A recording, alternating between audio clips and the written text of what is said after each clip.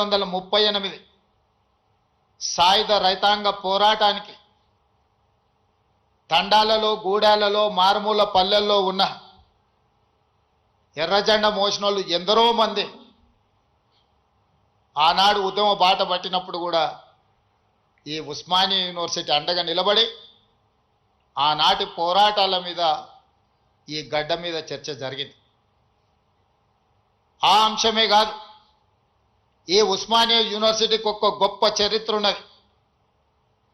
జాతీయ స్థాయిలో హోంమంత్రిగా పనిచేసిన శివరాజ్ పాటిల్ నుంచి మొదలు పెడితే దేశ రాజకీయాలనే శాసించి ప్రపంచ దేశాలతో పోటీ పడగలిగిన ఆర్థిక బలోపేతమైన దేశంగా తీర్చిదిద్దిన పివి నరసింహారావు గారు ఈ ఉస్మానియా యూనివర్సిటీ విద్యార్థిని.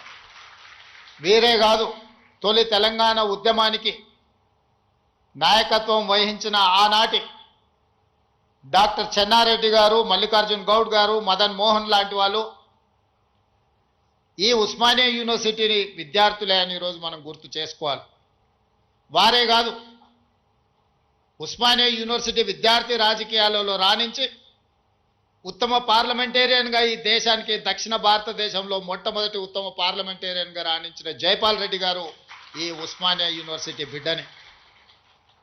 వారి తర్వాతి తరంలో ఒక జార్జ్ రెడ్డి, ఒక గద్దరన్నను అందించిన గడ్డ ఈ ఉస్మానియా యూనివర్సిటీ. ఆ తర్వాత చాలామంది ఈరోజు ఇక్కడ ఉన్న తెలంగాణ ఉద్యమంలో క్రియాశీలక భాగస్వామ్యం తీసుకున్న ఎంతోమంది విద్యార్థుల నుంచి ప్రొఫెసర్లుగా నుంచి తెలంగాణ సాధనలో తమ వంతు కర్తవ్యాన్ని నెరవేర్చిన వాళ్ళు ఈ గడ్డ మీద నుంచి ఇక్కడ చదువుకున్న వాళ్ళే ఇక్కడ సమస్యల మీద